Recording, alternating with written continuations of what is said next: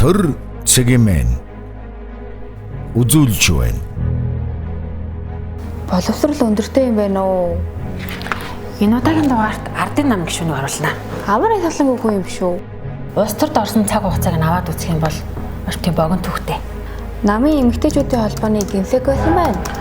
Хувийн хвшил нэлээд ажилласан. За төсөл дээр нэлээд ажилласан хүн байна. Тэгээ ер нь бол хувийн хвшлийн удирдах албан тушаалд ажиллаж байсан ийм намтар түүхтэй.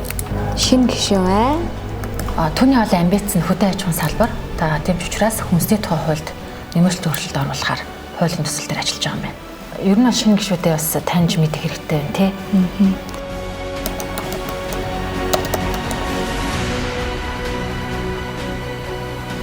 Төр төмнийхэн нүд чих болно. Төрийн хүн. Төрийн хүн нэвтрүүлэг эхлэж байна. Энэ удаагийн дугаарт улсын их хурлын гишүүн, улсын их хурлдах хөдөө аж ахуйн үйлдвэрлэлийг дэмжих ажлын хэсгийн ахлагч, Монголын төрийн түвшээ Миндбаярын Мантхай оролцож байна. Төрийн хүн нэвтрүүлгийн урилгыг авсан маш их баярлалаа. Тэгээ манай нэвтрүүлгээр та бас үзэл бодлоо илэрхийлээд за нээлттэй илэн далангуу ярина гэдэгт итгэж байна. Баярлалаа. Тэгээд бас намайг урьж нэвтрүүлэгтээ оролцуулж бас төрийн хүн гэдэг ямар одоо хүн байх вэ гэдэг талаар бас миний хувийн бодлыг бас сонсох гэж тий бас урьж оролцуулж байгаад бас их баярлалаа. Улс төрд нийлээ нөлөө бүхий хүн байна. Одоо би хин нэгнээр цолуулахыг ч гэсэн хүсэхгүй байна л да. Тэг шинэ нэг зүйл би бол итгэхгүй. За мөнгөтэй болгоно нь төрийг удирдах чаддаг юм байхгүй шүү дээ. Нийт ард түмний төлөөлөл бас хөдөө аж ахуйн салбарын бас төлөөлөх одоо боломжтой гэж үзээд төвшүүлсэн болов уу гэж би бол тэгж одоо харж байгаа. Бас их сонин санаандгүй ч юм шиг, санаатай ч юм шиг тэгээд хөдөө аж ахуйн салбарт шинжилэл өөрчлөлтийг хийл гэж бодсон. Хүний нэр хүнд байна. Одоо нэр хугарахаар ясуур гэж үг гэдэг шүү дээ. Төрийн хар хүн гэж хэн бэ? Тэд хэн бэ?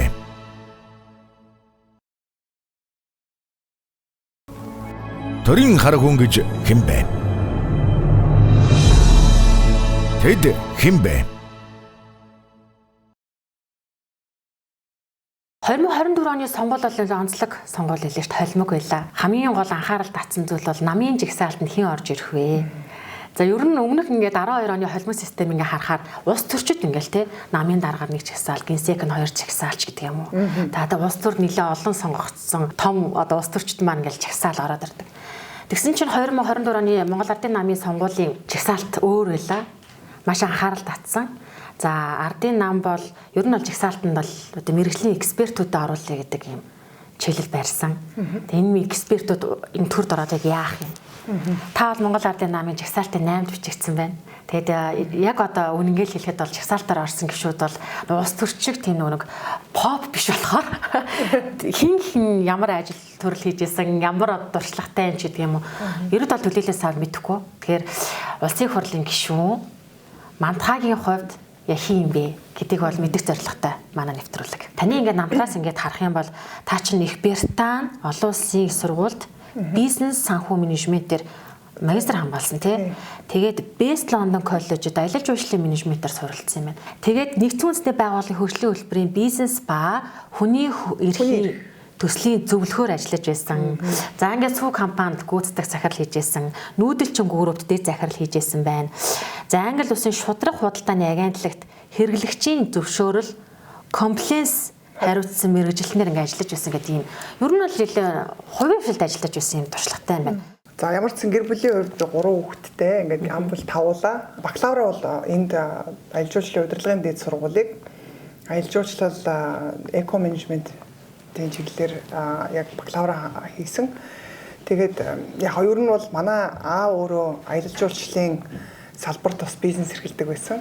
Тэгээд зочд буудал одоо жуулчны бааз ажиллаулаад тэгээд би тэнд нь одоо 14 15 тагаас эхлээл одоо цэвэрлэгчээс эхлээл өрөө цэвэрлээл тэгэл галтгоон заримдаа дохооч болно. Аавынхаа бизнес туслаад. Тий, аавынхаа бизнес туслаад ингээд явж байсан. Тэгээд ер нь аялал жуулчлалын салбарт маш их эрт бизнес салбарт орсон. Тэгээ яг хуу тэгээд ер нь цаашдаа бас энэ чиглэлээр бизнес бас удирдаад аваа явна гэж одоо манай аав бодоод намайг аялал жуулчлалын удирдлагын дэд сургуульд авах бакалавр одоо би яг хийхэд орж сургасан. За тэгээд тэр хугацаанд ч гэсэн тасралтгүй ажиллаж исэн. Жуулчид авч яваад жуулчны бааз ажиллуулаад ер нь залуугаасаа одоо юу гэдгийг менежментийн чиглэлээр одоо тий ажиллаж исэн туршлагатай. Тэг яг ер нь бол аялал жуулчлал бол яг нөгөө өөрөө яг хүссэн салбар бас байгаагүй. Тэгээд өөрөө бол илүү өөр чиглэлээр сурахыг эрмэлзэжсэн. Тэгээд яг манай аав ээж бас нэг тийм бас намайг одоо сургуулийн төлбөр даагаад ч юм уу явуулах боломж байхгүйс учраас би ерөнхийдөө ээжигээ гуугаад тэгээ манай ээж байраа зараад тухайн үед ч бас хэцүү цаг үе байлаа. Дөнгөж одоо би ч их сургуулаа 2002 онд төгссөн. Тэгээд яг тэр үеэр ээжээсээ гуугаад та намайг зүгээр ямар нэгэн аргаар л одоо гадагшаа явуулаад өгчих. Би тэгээл өөрөө уучраа олно. Тэгээ анх нэг $100 англи руу явж исэн. Англи хэлний курс сурах гээд. Тэгэл ер нь өөрөө очиод яг энэ нөхцөлд нь очиж ажиллаад тэгээд миний нөгөө өөрөө багаасаа одоо ингээд зорч буудлал үйлчлэгээний газар ингээд зөө өгч мөгч гэл бүх төрлийн ажиллаж исэн туршлага маань ерөнхийдөө Англид очиод ажил олоход их хялбар байсан. Хамгийн дөрөнд би бас ч их боломжийн гайгүй бас баячуудын юунд одоо гудамжинд кофе шопт хамгийн анх ажилд орсон. Тэгээд ширээ мэрээ цэвэрлдэг байж байгаа. Сүүлдээ ч нөгөө өөрөө угаасаа мэдэгдээд ихсэндээ манай менежер намайг ч өөдөн татаад сүүлдээ баристаар болоод олон төрлийн кофе гэл ингээд ерөнхийдөө анх кофе шопт ажиллаж байгаа. Сүүлдээ өөрөө нөө хотел менежмент одоо яг зоч буудлын одоо үйлчлэгээнд ажиллаж исэн учраас Шотландын гишүүний одоо members club гэж ярьдаг те одоо гишүүнчлэлтэй ийм Шотланд хүмүүс одоо Лондон хотод очиод одоо англичууд дундаа хэд чинь бас нөгөө юугаараа бас яс түнснэрээ ялгардаг тийм тэгээд явж нэ тэрэнд нь баарнд ажиллаад тэгээ нэг 60 төрлийн виски зардаг байлаа. Анх бас яг хил усын цайн бас нэг дүнгэж хонгоогоол ингээд эхэлчихсэн. Тэгээд яг хоо миний ер нь одоо Англид ингээд хоёр сургууль төгсөх болсон бас нэг юм хүний газар энэ хүмүүс яаж юм гоё амьдарч чаддсан бэ гэдэг байгаа. Бас нөгөөх нь боломжийн юм үнэтэй клуб одоо байсан учраас гишүүнчлэлтэй юм клуб байсан учраас тэр хүмүүсийг хараад ингээд одоо шар хор хөдлөн гэж яддаг шүү дээ. Тэгэл бодсон яаж эдгээр ийм гоё амьдарч чаддгийг яаж ийм гоё ингэж боловсон те ингээд мэрэгчлээ тэгээд ийм тансаг сайхан байж чаддгийг би ч гэсэн яагаад те дутна гэж бодоод тэгэл ерөнхийдөө өстой яаж хийж байгаад би энэ сургууль төгснө гэх. Тэгээд аялал жуулчлалын нөгөө анхны мэрэгжил байсан учраас би хотел одоо аялал жуулчлалын одоо яг энэ travel agent гэдэг менежментээр анх коллежид ороод тэгээд West London College гэдэг коллежид орж диплома аваад тэгээд Монголд ирсэн. Тэгээд надад хаан банкнд нэг гадны одоо бас мундаг зөвлөхийн туслахаар ажиллах боломж өгсөн. Тэгээд нөгөө банкны салбарын хүн биш учраас анх бол ойлгохгүй явж байгаад тэгээд банкнд бол удаагүй нэг 8 сар орчим ажиллангуудаа ерөөсөө миний сонирхоод байгаа юм санхүү бизнесийн чиглэлээр сурах хэрэгтэй юм ба штэ. Энэ л их сонирхолтой юм байна гэж бодсон. Сургууль руугаа ерөөхдөө хандаад тэгээд би ингээд нөгөө төлбөрөө ингээд баг багаар төлөөд одоо нөгөө нэг магистрийнхаа зэргийг төгсөөд дуусгая гэд хүсэл тавьсан. Сургуулиуд руу имэйл бичсэн чинь надад хариу ирсэн. Тэгээд энэ сургууль хариу ирэхээр нь би хандсан. Тэгээд надад виз гараад би чи ерөөсө бараг 8 сарын дараа Монголд ирээл удаагүй 8 сарын дараа шууд явах боломж гарч байгаа. Тэгээд очиод бол ерөнхийдөө нөгөө сургуулийнхаа төлбөрийг төлөхийн тулд эн чинь нөгөө 1 жилийн одоо програм байсан. Тэгэхээр тэр жилийн дотор би их сургуулийнхаа мөнгийг төлнө гэдэг бол миний хувьд бол маш их ачаалал байсан. Тэгээд өдөр шөнөгүй ажилладаг гэсэн. Тэгэл ерөөсөө нөгөө сургуулийнхаа богино цагт нь очиж сурчаал бусад бүх цагт нь би одоо бараг л 4-5 цаг унтаал ингээд тасралтгүй хагасаа бүтэн сайн байхгүй ажиллаж тэгээ бас ч их одоо бодоход зоригтой байсан. Кредит карт анх удаа кредит картаа болонгуудаа кредит картаа шууд сургалтынхаа төлбөрийг зураал. Тэгээ тэр чи одоо бас 14% ч нэлээд өндөр хувьтай кредит картууд чинь. Тэгэл за ямар ч зэнийгээ төлж дуусна гэдэг сургуулийнхаа төлбөрийг ямар ч зэн төлөнгүүтээ тайвширч байгаа тийм. За Монгол зүгээр сургууль төгсөө шууд явна гэдэг нь өөрөөсгөл юм байна. Өөрийгөө илүү үнэлэмжтэй болгохын тулд тодорхой түвшинд ажиллах хэрэгтэй. Тэгээ хэцүүлдэ нөгөө гадны оюутнууд чинь үнээр л одоо өөрөө бүр амар мундаг сургууль төгсөөл одоо Oxford Cambridge-ийн төгссөн бол урилгаар одоо энэ тэнд ороод ажиллах боломж байсан. Гэтэ бид нар чинь бол бас тийм биш байсан. Тэгээд би нөгөө юуны ажил зуучилдаг компанид агентад хандаад тэгээ ярилцлаганд ороод тэгээ тэр нь болохоор яадаг гэхээр нөгөө эхний ээлжинд нөгөө төр зураг ингэж ярьдаг байхгүй энд эндээс одоо ингээд цагийн ажил шиг. Гэхдээ нөгөө засгийн газрын одоо энэ институцүүдэд ажиллах захиргааны ажлууд байхгүй. Тэгээ хамгийн анхаал захиргааны ажлыг нэг газар орж байж байгаа. Тэгээ одоо энэ яг нөгөө одоо манайхаар бол шудраг өрсөлдөөн гэсэнтэй адилхан. Гэхдээ илүү худалдааны энэ бүтээгдэхүүн өөрөө хэр шудраг явж ийн шошголонд нь одоо шудраг байна уу хэрэглэгчийн ирээд гомдлууд ирэх юм бол тэр гомдлыг нь шийдвэрлэх зорилготой ийм институт захгүй. Тэгээ энэ институцэд би яг зүгээр яг нөгөө мэргэжилтнэр ороод тэгээ дөнгөж одоо ингээл гомдол момдол хүлээн авах тэгээ тэрийг нь шийдвэрлэх холбогдох газар нь холбож өгөх ийм ажлууд хийж. Тэгээд яг миний хувьд бол их гоё байсан. Ягаад яг нөгөө нэг Шотландын гишүүнчлэлтэй клубад барменыгээ зогсож байхад бодож исэн би одоо хүслээ биелүүлж чадсан гэж бодож байгаа байхгүй юу. Богино хугацаанд сургуулаа ямарчсан төгссөн. Тэгжээд төгссөн учраас би ажилласан. Тэгээ ер нь бол яг хуу Англида нөгөө ажлын визэнд хандаад ингээд ерөнхийдөө бүр тэр чигээрээр нь ажиллаад явдаг юм уу гэж нэг хэсэг бодож исэн. Тэгвэл яг тодорхой төвшөнд хүн ер нь хүний газар одоо хүнийх л байдаг те. Хүн өөрөө мэдсэн сурсан энэ дуршлага мэдлэгээ өөрийнхөө газараа очиод хуваалцаад тэгээд эндээ ингээд өөрөө карьераа өсгөөд те. Ингээд явах нь хамаагүй илүү би одоо юунаас дутна гэж бодож байгаа байхгүй. Тэгээд Монгол руу ирэх шийдвэрээ гаргаад Монголд ирсэн. Оюутлага компанид ярилцлаганд ороод оюутлага компани дөнгөж ихний үе шат эхэлжсэн төслийн менежер болоод ингээд яг барилга инженерийн одоо төслүүдийг хариуцаад оюутлага 5 жил ажилласан. Тэгээ 5 жил ажиллахдаа бол одоо оюутлага 70 заадгад хамбогд гээд олон газар бид нар зураг төслөөс нь эхлээд бүтэн барилгуудыг одоо барьж гүйцэтгэж орон нутагт нь хүлээлгэж өгсөндөө дандаа нийгмийн чиглэлийн төслүүд дээр ажилладаг байсан айгуу гоё байсан.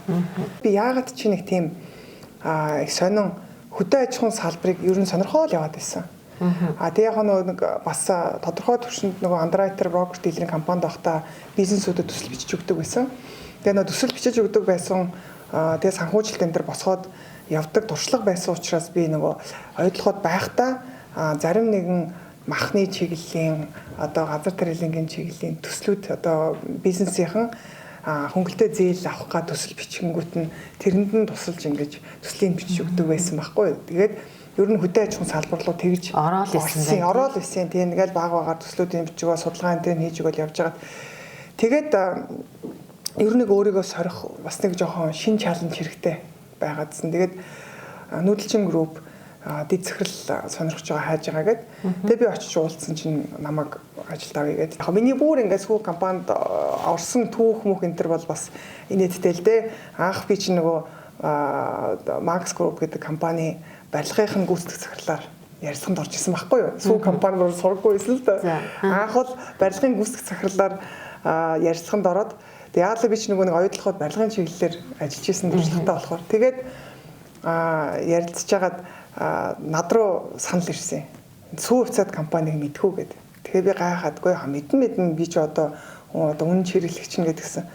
Сүү хувьцаат компани дээр ингээд захирлыг сонирх уу гэхээр би за надад нэг ядаж нэг хэд хоногийн боломж олгооч би нэг компаниас судлаадах яг. Тэгээ яг ерөнхийдөө судлахад бодож байгаа байхгүй юу. За барилга уу тэ сүүний одоо хөдөө аж ахуйн чиглэлүүд. Би угаасаа нэг хөдөө аж ахуйн салбарт байж исэн болохоор яг сүү үйлдвэрлэлээр л байгаагүй болохоос ер нь хөдөө аж ахуйн салбар дээр өөрөө бас ингээд бизнесийн хүчлийн хариуцаад ингээд явж байсан хүний хувьд бол мэдээж шууд сүү хувьцаат компани гоё санагдсан. Гэхдээ би мэдээж чадна гэж одоо ингээл одоо би чаднаа гэж хүнд бас худлаа амлаад тэгээд өөрөө чадахгүй дараа нь фейлдээд ингээ явахаас эрслээс бас айж исэн. Хүний ажлыг алчихгүй гэж санаа зовоод тэгээд яг эмэгтэй хүний хувьд бол сүү гэдэг энэ гоё бизнесийг удирдах авч явна гэдэг надад бас гоё санагдсан байхгүй юу. Тэгээд би ярилцлаганд ороод дахиж ярилцлаганд ороод тэгээд ер нь бол ер нь өөрийгөө царайд үзьгээд тэгээд одоо манай шийдвэр гаргаж байгаа удирдлагууд маань ч гэсэн сүү компани одоо захирал болоод явхад бол тэмцсэн боломжийг олгосон маш их юм сурсан. За ингэж 2500 хүнтэй хурц ажилласны оронд ер нь хошоо байгуулсан дээр юм байна.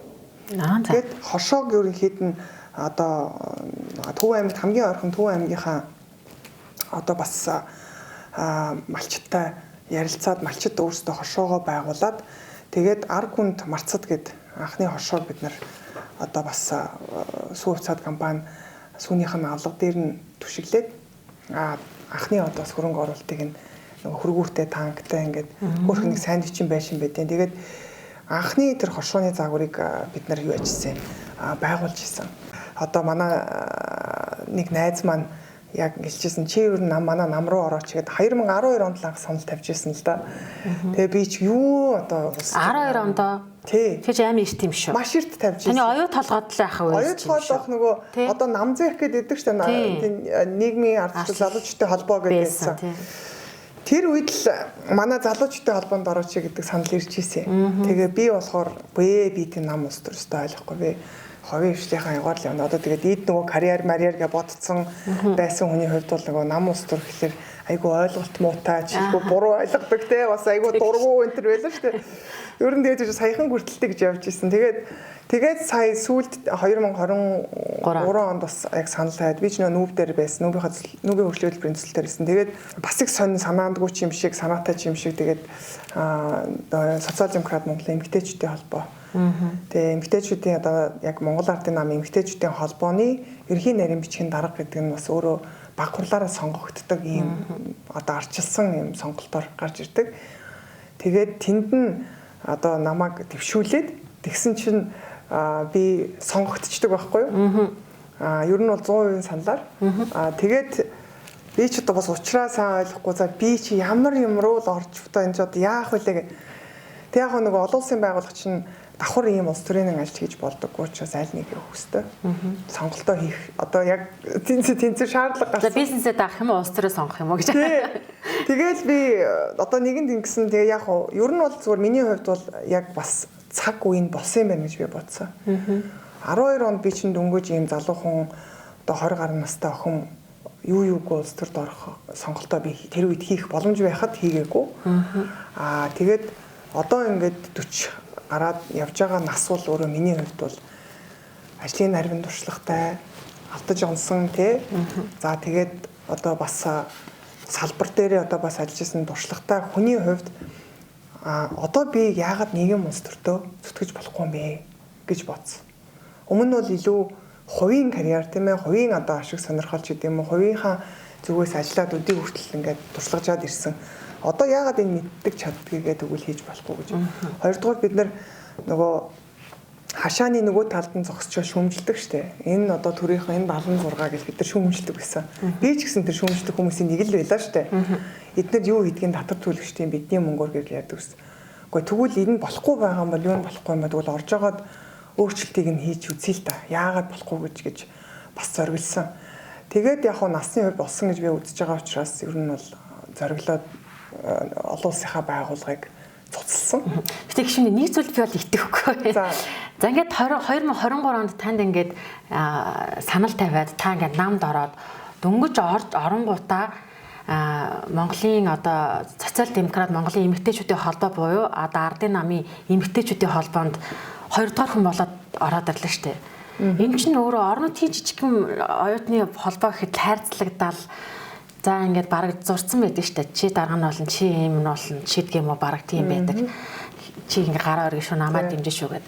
Гэтэл та орж ирэнгуудаа шууд социал демократ эмэгтэйчүүдийн холбооны ерөнхий нарийн бичгийн дарга болчихоор энэ бол одоо шууд одоо болсон гэж би үзэхгүй. Улс төрийн том нөлөөлөл байгаа юм шүү. Гэхдээ одоо яаж нөлөөлөх вэ? Би чи нөгөө цоо шин хүн намынхан ч намайг танихгүй одоо яг одоо Монгол Ардын нам танилтай одоо хүмүүсээс одоо асуухад баг захын хүн хэлэндээ энэ хий танихгүй шүү дээ. Хинч танихгүй. Мэдээж намайг одоо бас ерхий нарийн бичгийн дарга болоход бас би ч гэсэн болчих юмсан гэж бодож ирсэн нам улс төрдөө одоо олон жил тус зүтгэсэн зөндөл эмэгтэйчүүд байгаа шүү дээ. Гэхдээ бас яг нөгөө талдаа эн чинь дэвшгэн нээлттэй. Энд чинь нөгөө арчилсан зарчим явагддаг. Тэгээ арчилсан зарчим явагддаг учраас одоо хичнээн ч хүн өөрийнхөө одоо таа ч гэсэн CV-гээ өгөөд орох нь нээлттэй. Тэгээд миний бодлоор яг зүгээр намайг бас тодорхой хэмжээний удирдах түвшний ажил хийж исэн. Нэгд хоёрдугаар бас намын одоо эмэгтэйчүүдийн холбоо бас шинэ нүүр царайг хүссэн болов гэж би ер нь одоо яг сүүлд нь тунгааж бодож байгаа байхгүй юу. Нам дотроос нөлөөллөөр үгүй би бол улс төрийн яг мэдээж дэвшүүлж байгаа хүн бол байгаа шүү дээ тий. Дотор чинь улс төр чинь ингээл ерөөсөө л ингээл бүлэглэл үүссэн маш тань бүлэглэл фракц гэдэг юм уу тий. Тэрний хүн энэний хүн ингээл гэсэн. Нилээн том хүний нөлөөллөөр урьдчилаа гэж хардаад байгаа байхгүй би. Жишээлбэл. Тэгэхээр таны тэр нэг хүн санал болгосон гэдэг чинь улс төрт нилээн нөлөө бүхий хүн байна. Тэгэхээр улс төртийг яа харахгүй хин нэгний хүн гэж хараад байдаг. Тэгэхээр та яг хиний хүн юм. Тэр санал тавьсан хүн чинь амар эсэл юм шүү. Таны чинь амар эсэл ингээ хүн гэдэг чинь. Тийм үү. Тэрийг би мэддэг шүү дээ гэж. Үгүй би одоо хэлмээр байна. Улсын хурлын дэд дарга Булган Туяа одоо гишүүн маань санал тавьсан. Яг л одоо Булган Туяа гишүүн одоо Булган Туяа дарга битээр чинь оюутлахад хамт нэг үе хамт ажиллаж байсан. Тэгээд ер нь бол яг надад саналыг тавьдаг байсан. Тэгээ би болохоор би биний эртнээс мэдх юм. Эртнээс мэднэ. Тэгээ яг оюутлах компанид ажиллаж байгаа. Тэгээ сүүлд нь одоо нам улс төрлөө орсон шүү дээ. Би бол оюутлах одоо өргөжлүүлээд ажилласан. Тэгээ тэр үед л яг анх нөгөө Булган Туяа дарга чинь өөрөө нөгөө намд эрт ихэлсэн залуучдын холбоогоос ингээд эхлээд явсан учраас надад санал тавьсан. Тэгээ би тухайн үед бол саналыг бол нөгөө хүлээж аваагүй. Тэгээ сүүлд одоо яг намайг олон улсын байгууллагын ажиллаж байхад над дээр бас дахиад саналдаа чи ингээд намайг одоо сонирхолтой одоо чиний хувьд бол те насны хувьд ч ихсэн болсон байна. Тэгээ ер нь бол бас одоо энэ Монгол ардын нам ч ихсэн ийм жоохон шинжилэл хийх хүсэж байгаа. Шинэ нүүр царай, шинэ одоо бас нэг цус сэбгэлт гэдэг шүү дээ те. Оруулж ирэх хүсэж байгаа. Тэгээ яг энэ гоё яг цаг үеийн их сайхан таарсан үе байна. Тэгээд чи сонирхооч гэд. Тэгээд Булган Туяа одоо дарга маань надад санал тавиад тэгээ болсон. Тэгээд таны ард хэн байгаа вэ гэдэг чинь. Яг миний бодлоор ингээд нэг хүнийг ер нь бол зүгээр цоллох нь өөрөө би нэг тэрэнд бол нэг таатай ханддаг. Хүнийг өөрийнх нь одоо би хин нэгнээр цоллуулахыг ч гэсэн хүсэхгүй байна л да. Ягаад гэвэл би гэдэг хүн чинь өөрийн гэсэн туршлагатай, өөрийн гэсэн одоо тий мэдлэгтэй, одоо боловсралтай өнөөдрийг яваад ирсэн. Хамгийн гол нь бид нар хамтын хүчээр нөгөө санаа таарж нийлсэн юм зөв юмны төлөө бол бүгд л хүчээр нэгтгэж байгаа. Одоо жишээлбэл одоо чамааг амар баясгалан даргын хүн биш үз гэж санал хэллээ шүү дээ чи. Би бол одоо яг ингээд тийшээ одоо яриагаа шилжүүлчихвэл яа гэм гэж бодоод байгаа. За Булган Туяа гүшүүн бол намайг санал болгоод би эмэгтэйчүүдийн холбооны таны яг нөгөө амар баясгалан даргын хүн гэж олон нийт зарим хүмүүс хараад байгаа шүү дээ. Бүх хүн чүшилтэй зарим хүн гэж хараад байгаа. Яагаад тэгэхээр нөгөө хэрэглэх газрын дарга байх үед за одоо бараг жилийн өмнө шахав шүү дээ тий. Нөгөө хоршоо яриад ирэхэд тэгэхэд та бол яг тэр үед хоршоон дээр бол манлайл үзүүлээд одоо ч та ингэж явж байгаа. Тэгэхээр нөгөө нэг таныг амар баясгалангийн хүн болоо гэж хардаг. Яг миний бодлоор зүгээр ер нь хүмүүс хүнийг цололтоод болчмоор байгаад байгаа. Тэгээд одоо жишээлбэл би хэллээ шүү дээ. Одоо жишээл би Булган Туяа гişүү намайг эмэгтэйчүүдийн холбоонд ороод энэ байгууллагыг бас нэг айтаахан өөдөн татаад аваа яваач гэж санал хийсний төлөө би шууд тэр хүнээр цоллуулна гэдэг чинь одоо өрөөсгөл байхгүй юу.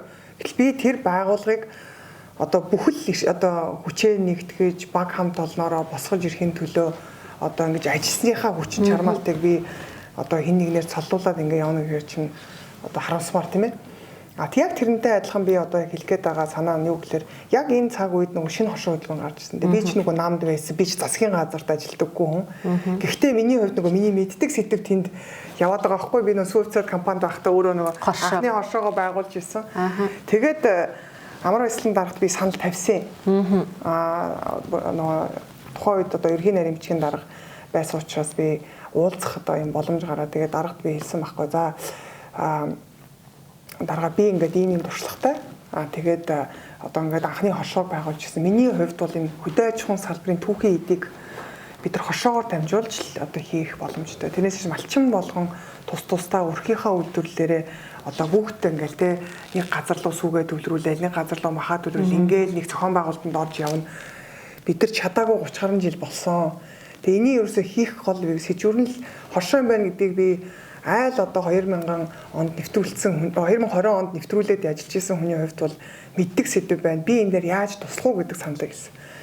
Ингээд би нөгөө нэг бас тодорхой төвшөнд нь за чи тэгвэл энийг сайн сурталчилж яар одоо өөрийнхөө төвшөнд нь мэддэг учраас энэ яагаад хоршоо ач холбогдолтой гэдгийг бид нар бас иргэдэд ард түмэнд бас их зөв мэдээлэл ойлгохгүй бол нэг бол одоо малчтыг өрөнд оруулах гэж, нэг бол сонгуулийн шоу гэл ингээл яваад тэгсэн. Тэг яг миний хувьд болохоор нөгөө өөрөө яг ингээд ажиллаж исэн туршлага айгу харамсалтай санагдаад тэгээд өөрийнхөө тодорхой хэмжээнд гэсэн одоо туршлагаа хуваалцаад ингээд энийг нь зөв сурталчлан таниулахын төлөө бас ажиллаж исэн байхгүй юу. Одоо өнөөдөр би тэгээд их хурлын гишүүн болоогүй байхдаа шинэ хоршоог дэмжиж явж ирсэн. Өнөөдөр би шинэ хоршоог дэмжиж яриад явж шин. Тийм чи ингээд зөв юмны төлөө нэгдээд хамтдаа эцсийг нь үзэж одоо тий амжилт гаргахын төлөө л явах нь одоо хамтын хүчээр л явна гэсэн үг тий. Та ингээд энэ талаар одоо ярихгүй хүн болгонд ярьж чадахгүй учраас таны намтрыг хараад хүн одоо дүгнэлт хийх нь шүү дээ тий. За нөгөө баахан компанид ингээд захирал хийгээл хоёулчлаар явж байсан чи гів гинтл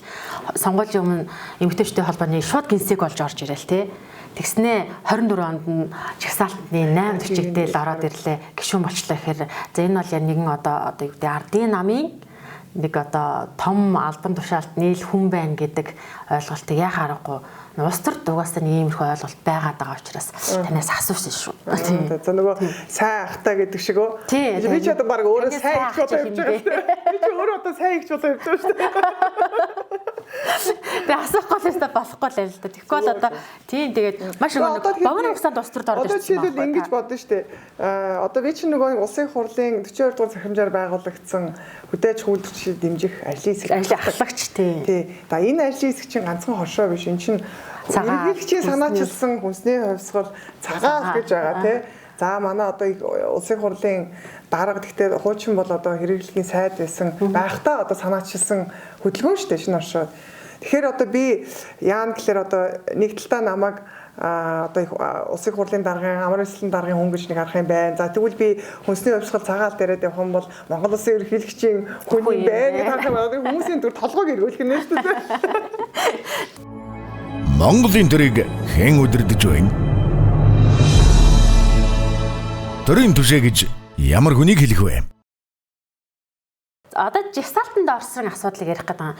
Та бол одоо социал-демократ намын одоо эмэгтэйчүүдийн холбооны 2 дугаар хүн учраас 1-р хүрэн тойрог дээр явж байгаа учраас эмэгтэйчүүдийн холбооны коваторл 8 төччлээ гэж харсан. Гэхдээ нам танд юуг санал тавьсан? Юуг одоо та манлайж оролцоосоо гэж байгаа. Та бол одоо экспертүүдэд төлөөлөл гэж үзээд байгаа шүү дээ. Жагсаалтанд орсон бүх хүмүүс экспертүүд, мэргэжлийн экспертүүд буюу энэ мэргэжлийн салбарын одоо попордгүй хүмүүсээс тис ондоо байр суурийг илэрхийлж оролцох юмд шинжилгээ ухаанчаар хандах ч гэдэг юм үнэлттэй ч гэдэг юм уу те хандах боллоо гэж үзээд экспертүүдийг жагсаасан байгаа шүү дээ. Тэгээ 8-д ороход нам танд юуг санал тавьсан? Та мэдээж хүсэлтэд өгсөн байж тараа. Танаас юу хүсэж байгаа юм? Ер нь бол одоо нийт одоо баг хурлаар анх одоо яг ингээд нөгөө хүмүүсийн нэрс тодорхойл ингээд иржсэн үе байсан. Тэгээд бид нар хинж мэдгүй байсан. Одоо хүсэлтэд миний эргэн тойрон байсан манай эмэгтэйчүүдийн холбооны олон л эмэгтэйчүүд хүсэлтэд өгсөн. Тэгээд тэрний нэг нь биел байсан. Тэгээд бүгдөө яг нөгөө шийдвэр гаргах моментн дээр ингээд баг хурал дээр суужсан. Тэгээд надад одоо зориулж одоо тайлбар хийн гэж байхгүй шүү дээ. Тэр чинь маш олон одоо намын гишүүд нэр дэвшижсэн учраас зүгээр тэр баг хурал дээр бол намын дарга гарч ирж шийдвэр уншсан. Тэд одоо бүх гишүүд ингээд сууж байгаа шүү дээ. Тийм 800 900 гишүүд ингээд одоо тэнд чинь байгаа шүү дээ.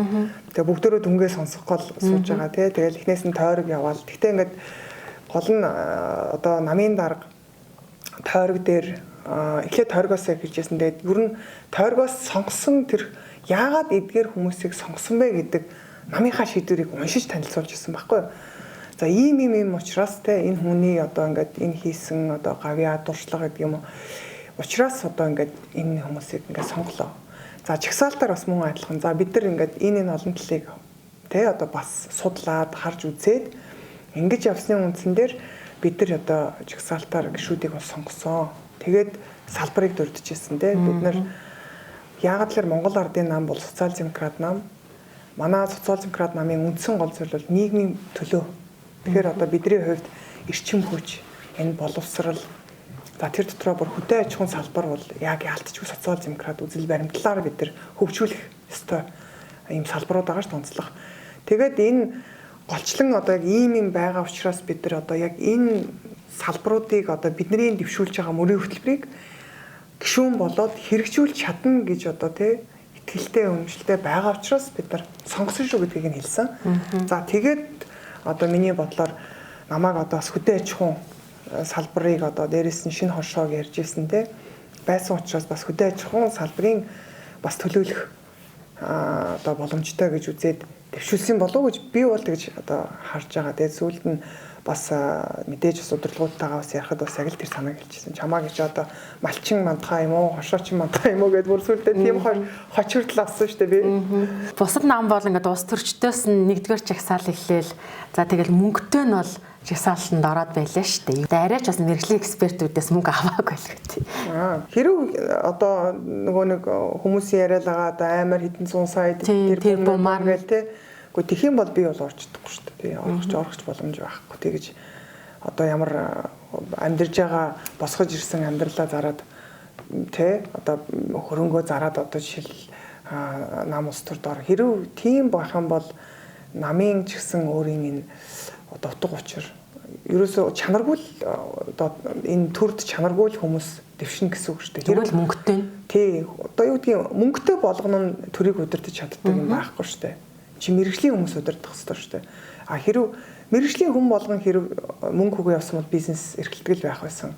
Өнөөдөр мэрэгжлийн хүмүүс нь салбартаа ингээд одоо судлаачаа хийгээд салбартаа одоо ажиллаад те өдөр төвшөнд ажиллаад ингээд энэ салбар хөгжлийн төлөө одоо хамаг цаг зав амьдралаа зориулаад ингээ явж ийж зөвхөн мөнгөөр одоо төр болдог байсан бол одоо нэгсэндээ тэр мөнгийг чинь оруулаад бол одоо тэгээд эргүүлээ төлөх шаардлага гарах байл гэдэг. Тэгээд өрөнд ороод яах юм бол юм ашиг тийм зүйл байхгүй шүү дээ. Тэгээд тийм учраас одоо би бол яг би бас Монгол Ардын намыг сонгосноо надад жишээлбэл хүн намаас санал тавьж ирсэн. Өмнө нь ч гэсэн ардсан намаас санал тавьж л байсан. Одоо дээрүүд. Тэгээд би өөрөө ингээ бас судалж үзсэн. Тэгээд явж хамгийн одоо институцийн хувьд бас бэхжсэн.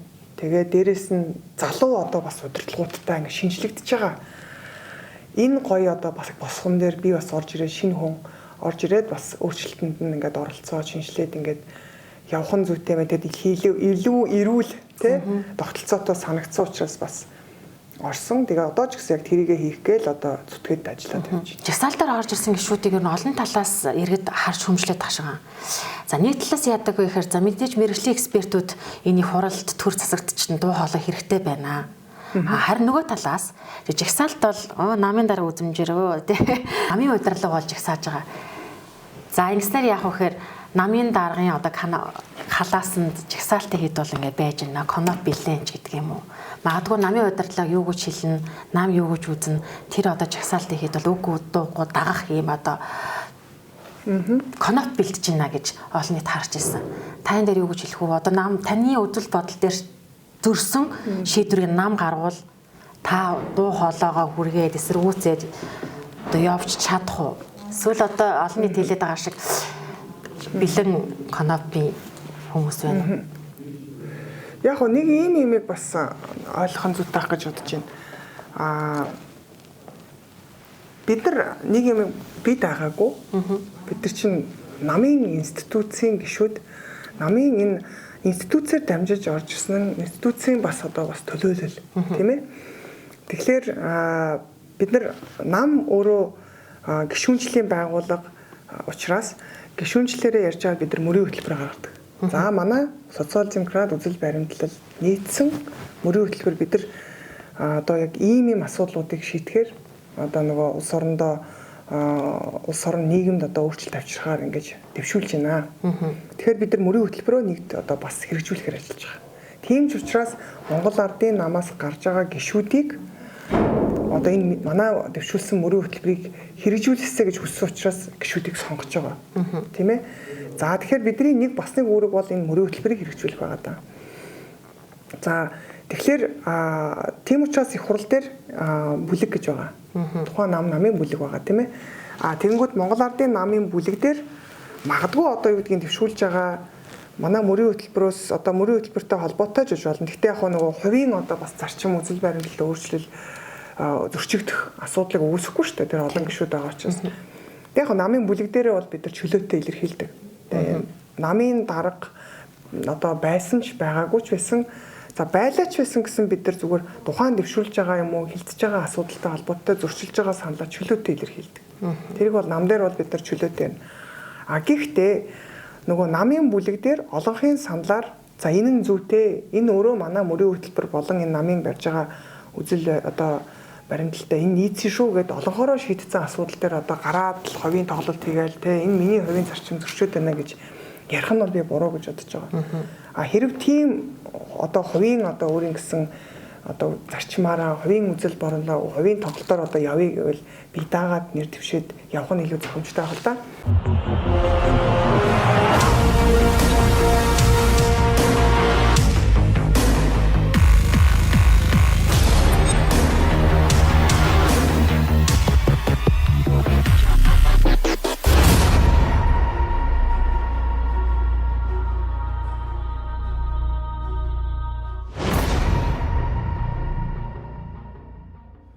Бизнесийн салбар улс төр хоёр чинь хоёр шал өөр зүйл те. Тэгээ бизнесэд өмнө ажиллаж байсан туршлагатай хүн улс төрд ороод тэгээ юу мэдрөө. За анхны 126 гишүүнтэй парламентд ороод тэгээ улс төрд ороод нөгөө тогоонд нь утгалтаад эхлэхээр ер нь ямар санагдаж байна. Одоо чинь намрын чуулган нэг чуулган өнгөрчлөө 20 дахь чуулган руу орж байна. Ер нь бол гишүүнээр сонгохдоо жил болох гэж байна шүү дээ.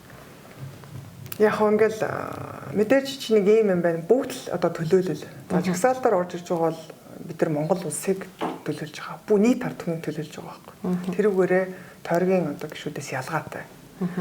Мэдээж тойрог төлөөлж байгаа тэнд тодорхой бүлэг. Бид нар тэгэхээр жагсаалтын гишүүдийг яг ингээ харахаар нөгөө жагсаалтын гишүүдийн хувьд бол илүү нөгөө чаленжтай санагдаад байгаа байхгүй. Яг л нийт ард түмнийг төлөөлнө. Тэгээд дээрэс нь олон жагсаалтын гишүүд болчоор за энэ хүн яг юу хийх юм? Тойрог төлөөлжсэн бол тухайн тойрогтой хийсэн, бүтээсэн, үзүүлэх харуулах тийм ээ. Тэр юмараа бас ингээд иргэдэн үнэлээд явж байгаа байхгүй юу? Нийт ард түмэнг төлөөлж үнэлэгдэн гэдэг чинь илүү хэцүү шүү дээ. Би бол тэгж харсан. Гэтээ яг надад мэдээж бас би тойргийн гишүүд шиг тойрогт ажиллаж үзээгүй болохоор бас тэдний зовлон жаргалыг сайн мэдгүй буруу ярьж иж магадгүй тийм боловчлаарай. Гэхдээ зүгээр яг миний хувьд бол нэгд шинэ хүн, цоо шинэ хүн хинж танихгүй. Хоёрт жагсаалтын гишүүн болчихсон. Тэгээд төлөөл тойрог байхгүй. Тэгэхээр нийт ард түмнийг төлөөлж одоо тий тухайн салбарт л одоо зориулж өөрийнхөө одоо яг юуг би итгэл үнэмшлэр юуг өөрчилж чадна, энэ дүрд орж юуг хийж өөрчлөвэ гэсэн тэр өөрийн гэсэн зорилго одоо тэр өөрийнхөө үзэл баримтлалыг л одоо хэрэгжүүлж амжилттай гаргаж ажиллах нь л ер нь чухал юм байна гэж бодож байгаа. Тэгээд яг нь ер нь миний хувьд бол одоо салбар тодорхой. Би бол хөдөө аж ахуйн салбарын хөгжил цэцгэлтийн төлөө л одоо хувь нэмрээ оруулж ажиллахын төлөө явна. Хүн болгон математикч болох албаа гэдэг шиг одоо улсын хурлын гишүүн болохоор л бүх салбар руу ороод очиж бас чадахгүй тий. Зарим салбарын үнэхээр мэдгүй салбар байж л байдаг штэ тий. Тэгэхээр ер нь бол гол жагсаалтанд орсон хүмүүс бол тэр салбар руу голчиж анхаарч тэнцээ ямар алдаа дутагдал байгаа юм эсвэл даваа талыг яаж хөгжүүлэх юм ч юм уу тэрийг л илүү одоо голж харж энэ хууль тогтооход одоо оролцоосоо л гэдэг л зорилго штэ ер нь бол жагсаалтын экспертүүдийн зорилго штэ. За та одоо ингээд нэгэд одоо улс төрийн сонголтоо хийгээд намыг сонгоод за тэгээд одоо улсын хурлын гишүүн гэдэг төрийн түвшин болчлоо штэ. Яг таны улс төрт орсон гол зорилго чинь юу юм бэ? Яг ер нь бол хөдөө аж ахуйн салбарт шинжилэл өөрчлөлтийг хийл гэж бодсон. Яг л ер нь салбар тийм ч учраас ер нь бол энэ одоо өнөөдөр хөдөө аж ахуйн яг үйлдвэрчлэлтэй ажил хэсгийг одоо ахлаад тэгээд яг энэ гол одоо хүнсний хувьсгал цагаалт Монгол улсад бол хөнгөн үйлдвэрийн салбар бол унтсан байгаа. Тэгэхээр одоо бол эхлээд шинэ хошоо гэдэг хөдөлгөөнөөр би анх эхэлж илаа штэ. Тэгээд шинэ хошоо хөдөлгөөнийг одоо чинь 1 жилийн нүүр үзчихлээ. Олон хошоодууд байгуулсан. Эднийг одоо бас бид нар загваржуулаад, чадваржуулаад өөрсдөө түүхий бүтээгдэхүүн үйлдвэрлэлээ хангадаг юм гой кластер болоод хөгжих нь чухал байгаа. За энийг бэхжүүлэхээр бас олон ажлууд төлөвлөд бид нар ингээд бас засгийн газартайгаа дэмжлэг үзүүлээд манай ажлын хэсэг чинь дэмжлэг үзүүлэх, эрчимжүүлэх дээрээс нь хууль эрх зүйн орчны энэ одоо сайжруулж өгөх ажлын одоо чиг үүргийн хувьд тийм ээ ажиллаж байна. За дараагийн салбар бол одоо хөнгөн үйлдвэрийн салбар. Би өөрийгөө боддоо штэ. Би бол одоогийн байдлаар нэг бараг 6 7 ажлын хэсэгт байгаа. Нэг ажлын хэсэг нь ахалж байгаа. Байнгын орооноос тусдаа шүү дээ. Тийм. Тэгэхээр энэ ерөнхийдөө цагийн хувьд бол маш ачаалтай. Би ямар сандаа тоглоод байна. Би ер нь өмнө нь ажил хийж байгаагүй юм биш тэгээд. Энэ улсын хурлын гишүүн гэдэг ажил чи ёстой ачаалтай юм байна. Би чи өмнө нь ер нь ажил хийж байгаагүй юм биш үү гэдээ тоглоод байдаг байхгүй. Гэхдээ яг аль болох нөгөө өөрийнхөө салбартаа юмудаа уйлдуулна. Жишээлбэл би зүгээр стандарт одоо энэ манай энэ стандартын асуудал их хүнд шүү дээ. Стандарт гэдэг юм байхгүй. Харин тийм байхгүй. Зүгээр ингээд баахан стандарт баталчаал ингээд цаасан дээр байгаа. Тэр хэрэгжилж өрөөсөө байхгүй юм шүү. Гэрөөсөө эн чинь бидний өдөр тутмын амьдралд тулгамдж байгаа л одоо асуудал шүү дээ. Гараал алхахад л шат нь өөрөө стандартын дагуу биш. Тэ? Яг гудамжинд гараал яг явууны зам дээр явж идэл тэнд нь шон зоочихсан. Тэгээд тэнд чи одоо тойроод явах хэцүү. Заримдаа явж шууд одоо авцам руу орцсон ч байх шиг ингээд ерөөсөө ингээд биднэрт алхам тутамд өөрөө ингээд стандарт байхгүй яваад байгааг нь одоо илэрлэн л дээ стандарт эргэцэн орчин бол үнэхээр хэцүү байна те. Тэгээд би стандартын одоо тэр эргэцэн орчныг сайжруулах ажлын хэсэгт орсон. Тэрэн дотроо би илүү хүнсийнхаа салбарыг бариад авчиж байгаа. Тийм яаж хүнс хөдөө аж ахуйн салбарынхаа стандартыг сайжруулах вэ гэдэг дээр өөрийнхөө төвшөндөө дуу хоолойгоо өргөөд тэр стандартыг сайжруулах. Яагаад гэвэл нэг салбар чи өөрөө одоо маш олон асуудал хүрээг, цар хүрээг хамардаг учраас тэгээд одоо ингээд харьцуулаа явж байгаа жишээтэй. Улсын хурлын гишүүдийн гол одоо хийх ажил бол одоо хууль тогтоох шүү дээ тий. Тэгээ энэ одоо салбарт хэрэгжиж байгаа асуудалтай хуулийн шинжил хийгээд цаг үеэ мэдрээд энэ одоо өдрөө болгон л ингээд хувьсаа өөрчлөгдөж байгаа юм чи хууль ч гэсэн адилхан автаа тэгдээд л явахгүй бол болохгүй болчиход байна шүү дээ. Тэгэхээр таны одоо хувьд бол хүнсний тухай хуулийн шинжилсэн найруулга. За тэгээд хөдөө аж ахуйн тухай хууль гээд хоёр хуулийн төслийг санаачлаа явж байна. Энэ хүнсний тухай хууль дээр үнэхээр би бол одоо хит хитэн зүйлийг танаас асуумаар байгаа байхгүй. Тэгээ өчтөр манай сайтаар нэг хит хитэн мэдээ орсон. Би танд одоо нэг ингэж байгаа хяамны цехээс 22 дээш авч шинжилэхэд 8 дээш шаарлах хангаагүй буюу нитрит давс колифром илэрсэн. За гээд нэм жимс хүнсний ногооноос 79 дээш авч төргөлжилсэн шинжилгээгээс шинжилэхэд 28 дээжэд пестицидийн үлдэгдэл илэрсэн. Одоо махмахан бүтээгдэхүүн дөгнөөс ингээд мөөгөнцөрч илэрлээч гэж ашиг тий. Ингээд бид нар ч одоо хүний анхтач хэрэгцээ ч одоо хүнс эзтэй хүнс орон байр тий. Тэндээс ч ингээд аюулгүй байдал алдагдсан юм шүү. Бид нар ч одоо яг юу хийгээд байгаа юм бэ? Тэгэхээр таны энэ одоо хүнсний тухай хууль дээр та яг шинжилэл дээр юунд анхаарч байгаа юм? Тэгээ бид таны нэг ярьсан яриас энэ хүнсний тухай хууль 13 жилийн өмнө батлагдсан те өмнөх нь. Тэгээ 50% хэрэгжилтэй гэж ашиг. 50% хэрэгждэг юм уу? Ямар учиртай юм те? Эсвэл хэрэгжүүлдэггүй юм уу? Тэгээ аюулгүй байдал тал дээр яг та хуулинд юу тусаасан юм? Дээрэс нь таа ч нь бол одоо улсын хурлд хөдөө аж ахуй үйлдвэрлэлийг дэмжих ажлын сайхлагч энэ дотор нөх хүнсний усгалын асуудал орж байгаа шүү дээ. Тэр яг гол баримтлаж байгаа асуудал чи яг юу юм бэ? Хүнсний аюулгүй байдал асуудал бол нэлээд хамгийн чухал асуудал та. Харин тийм. Ерөөсөө яг одоо таны уншиж байгаа энэ мэдээлэл чинь манайх энэ аль хэдийн хэрэглэгчийн гарт очсон худалдааны төвүүд дээр гарчихсан хойно шалгасны дараа гарч байгаа асуудал байхгүй юу? Тийм шүү дээ. Тэрийг аваад хүмүүс ийдцсэн. Тий. Тэгэхээр энэ юу хэлж юм гэхээр манай хүнсний баталгаад байдал алдагдсан байгааг нь л ерөөсөө илэрлээ. Яагаад энэ бас ингээд бид нар бас нэг юмыг цогцоор нь углуургаар нь сайн харж ойлгох хэрэгтэй юм байна гэж бодсон. Яг хүнсний тухай хууль би нөгөө өөрөө хүнсний салбарт ажиллаж исэн үйлдвэрлэгч одоо үйлдвэрлэгчийг төлөөлж те одоо ингээд салбарт нь ажиллаж исэн хүний хувьд бол хүнсний тухай хуульд өрөөс өөр нэмэлт өөрчлөлт хийхгүй бол болохгүй. Яагаад анх 2012 онд ингээд батлагдсан. За 13 жилийн дараа бид нар тэгтэл хүнсний өөрөө үйлдвэрлэл хүнсний одоо үйлдвэрлэгч бид нар яадаг гэсэн гэхээр намайг ажиллаж байгаад бид нар жил ирэх тусам тоногдох хөрөмжийн шинжилэл инновац одоо яагаад л энэ чинь зах зээл дээр өрсөлдөж амьдардаг учраас байнгын шинжилэл хийн. Зах зээлэд хэлхийн тулд нөгөө экспортод гаргая гэхээр гадаадын тэр экспортын худалдан авагчийн шаардлага нь нийцвэж хүртэл үйлдвэр дээр хөрөнгө оруулалтыг сайжруулдаг гэсэн. Тэгтэл ямар одоо тулгамдчихсан асуудал байсан гэхээр нөгөө мөрдөн мөшөг тогтолцоогоор түүхийн эд дээр маш том асуудал. Нэгт хоёрт тэр түүхийн эдээ бид нар хяналтын тогтолцоо тэр техник стандартын асуудлыг нь сайжруулж ажиллаж чадахгүй учраас үйлдвэрлэгч хамаг одоо зовлонгийн үүрдэг байхгүй яг дотоодын хүнсний үйлдвэрлэлээр ерөөсөө маань хяналтын тогтолцоо бүрэн хөгжиж чадаагүй. стандарт өгч байгаагүй. Яг одоо жишээлбэл яг техникийн зохицуулалт нь хаана үйлчлэх ёстой. Тэгвэл түүхийд нийлүүлж байгаа малчид өөрөө техникийн зохицуулалт одоо техникийн шаардлага хангасан зохицуулалттайгаар маха одоо бойгоо хийх, нядлах те процесс явагдах ёстой шүү дээ. Тэрс гэрийнхээ гадаа очиод бойгоо хийхсэн тийм одоо махыг бид нар хүлээж үйлдвэрийн аргаар оруулах гэж байгаа бол хүлээж авахгүй л хэвээр. Тийм тэрийг ч гэсэн хэрэглэгч ойлгодог байх хэрэгтэй те. Өө эн чи өрхийн аргаар ядалсан юм байна. Би тэгвэл наадах маханд чинь тийм үнэтэй өгнө. Эсвэл би одоо юм хүнсний баталгаагүй одоо махыг худалдаж авахгүй ч гэдэг юм уу. Ийм нөгөө нэг стандарт техникийн зохицуултыг манайх бүрэн нэвтрүүлж чадаагүй. Хяналтын тогтолцоо алдагдсан учраас өнөөдөр ийм асуудал илэрч байгаа. Хоёрдугаарт манайх нийт хүнснийхээ 46%-ийг импортоор хангадаг. Тэгэхээр юу хэлж ийм гэхээр бид нар нөгөө хяналтын тогтолцоо дотооддоохоо үйлдвэрлэл дээр хүртэл хангалтгүй байгаа учраас импортоор орж ирж байгаа хүнсэн дээр бид нар бүтэн хяналт тавьж чадахгүй юм гэсэн.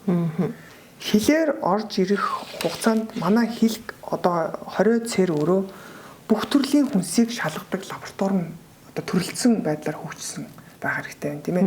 Пестицидийн үлдэгдэл, хавхын элементийн үлдэгдэл байж болно.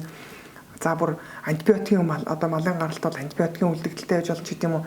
Энэ зүйлийг бид нар хилээр оруулахгүйгээр шалгадаг байна. За тэгвэл эсвэл хилээр тодорхой түвшинд хянаж байгаа ч гэсэн дараагийн дахиад нэг үе шат байх хэрэгтэй шүү дээ. Хяналтын тогтолцоо чинь тэгж ажиллана. Тэгжээж тэр өөрөө лангуун дээр, худалдаан дээр гарахаас өмнөх хүртэл нь өөрөө бид нар одоо 100% хүртэлх хувьд л бид нар тэг эрсдэлтэй байхын төлөө ажилтдаг хяналтын тогтолцоотой уулан байх хэрэгтэй байхгүй. Тэгээд өнөөдөр бид нар баталгаагүй хүнс одоо энэ хүнсийг чинь бид нар хизээ чи идсэн л байгаа. Тийм. Энэ нь биднэрт одоо энэ халдварын болон хадрын бус өвчлөл үүсчил байгаа. Бид нар мэдэхгүй л байна. Дэлхийн эрүүл мэндийн байгууллага гаргасан судалгаагаар манайх илгээр 1 номерт. Тийм. 184 билүү 186 орноос манайх 1 номерч гэсэн чинь. Хотоод хуучин 2-т байсан чинь сая бид нар өнгөрсөн 7 хоногт үзсэн чинь хотоодоор 1-т ч ихсдэг болчих дахиад. Оо тийм үү. Тий. Тэгэхээр бид нар ерөөсөө энэ нөгөө нэг гамшигын асуудлаа ярихгүй байгаа байхгүй. Харин тийм. Бүр аюулгүй байдал өнөөдөр ноцтой асуудал чинь энд хаяанд бидний өдөр тутам энэ үр хөвгөд гэр бүлээр хэрэгжилж байгаа хүнсэнд чинь байгаад байна гэдгийг л ерөөсөө одоо бид нар анхаарлын цэгт хандуулж ярихгүй болохоо болчихжээ. Тэгээ тийм учраас энэ хүнсний тухай хуулийн нэмэлт өөрчлөлтөөр бид нар яг нэмэлт өөрчлөлт бол нэг 50% зөвшөөрсөн. Гэхдээ бид нар энэ цаашдаа бас нэмэлт өөрчлөлтөөр бид нар чухал одоо өөрчлөлтийг хийгээд явна. Гэхдээ энэ өөрчлөлтөөр бид нар хамгийн чухал зүйл бол ерөөсөө энэ хяналтын тогтолцоо. Хоол үйлдвэрлэл үйлчлэгээний салбарыг хуулиас ингээд бүр дандаа гадуур байлгасан. Ямар ч тэнд зохицуулалт байхгүй стандарт байхгүй.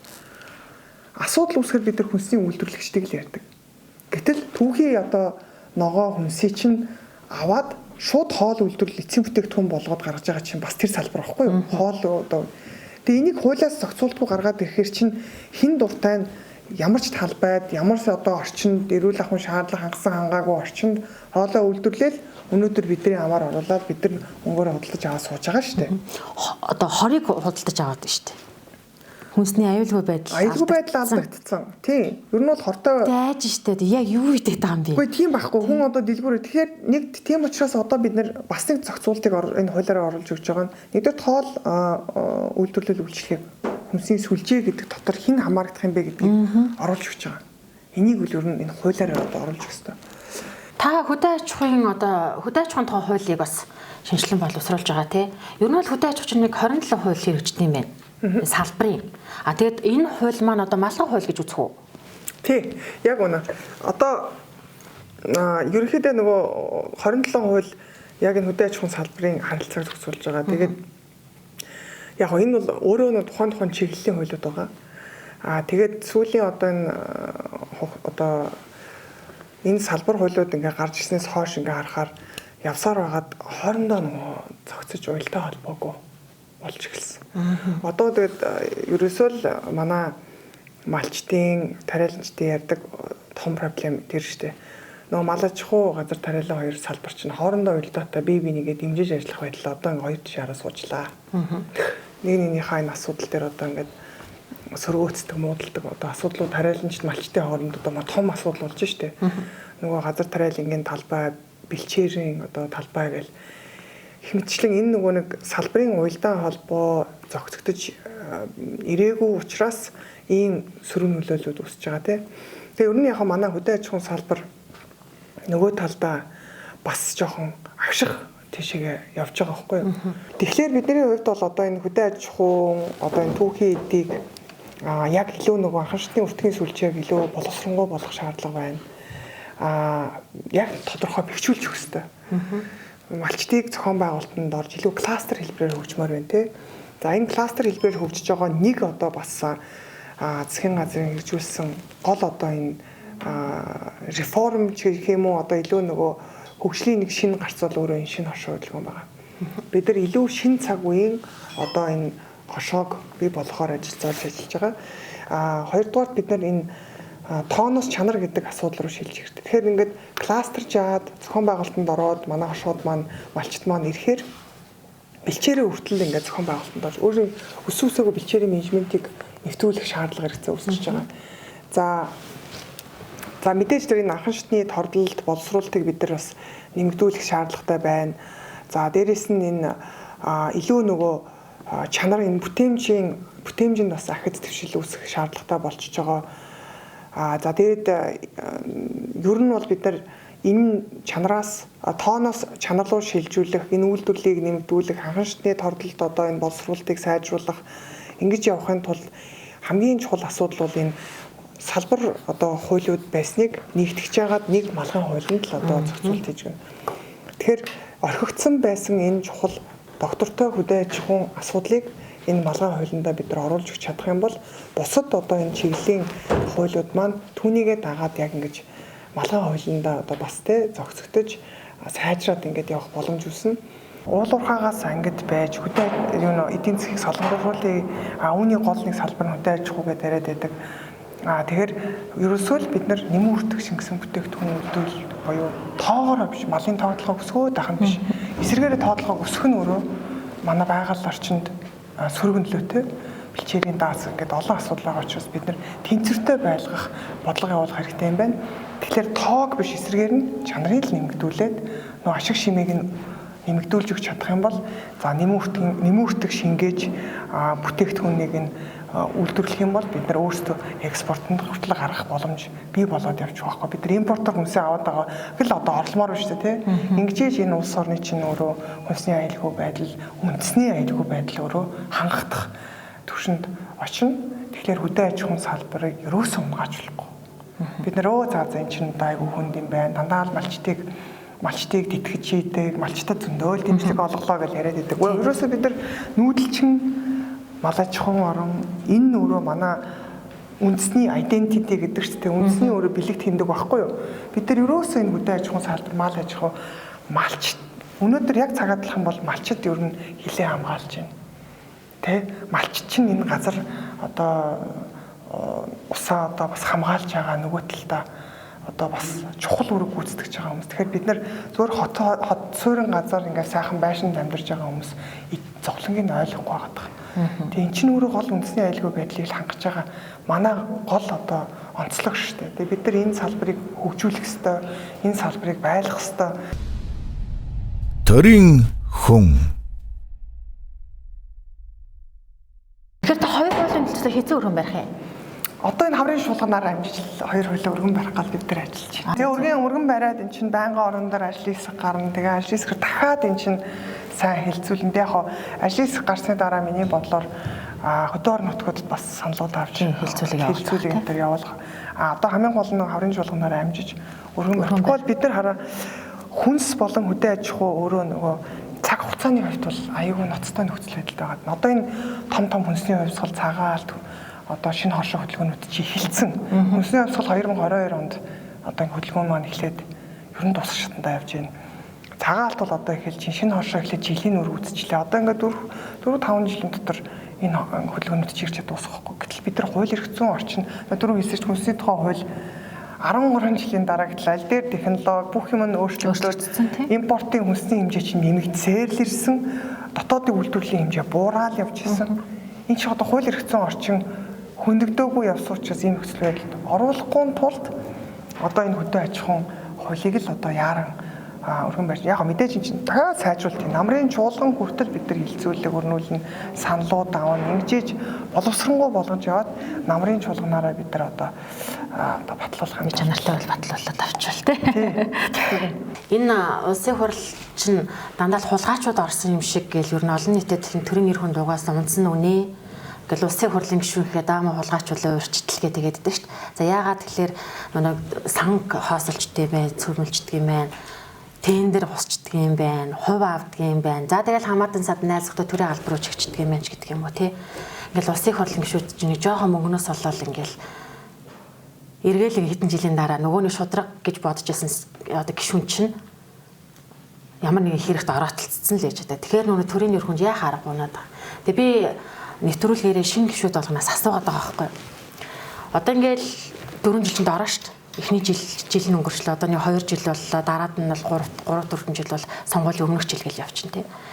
Гээл нөгөө шудраг гэж бодоод байсан гишүүн чинь нөгөө тендер оролцоод нэг бүлэглэл төлөөлөөд эсвэл нэг их ашигын төлөө ингээл гар өсөг зураал тийм гişүүд манай ороотолцчихуу дээ нөгөө тийм ихтгэл өнөмшил төрөхгүй л байна л да. Тэгээ би танаас асуугаад байгаа. Та одоо бүлэглэлийн төлөө дуурч гин үү? Их ашигын төлөө дуурч гин үү? Дуурах юм уу? Хулгай төрөөс хулгай хийхгүй гэх баталгаа байна уу гэд.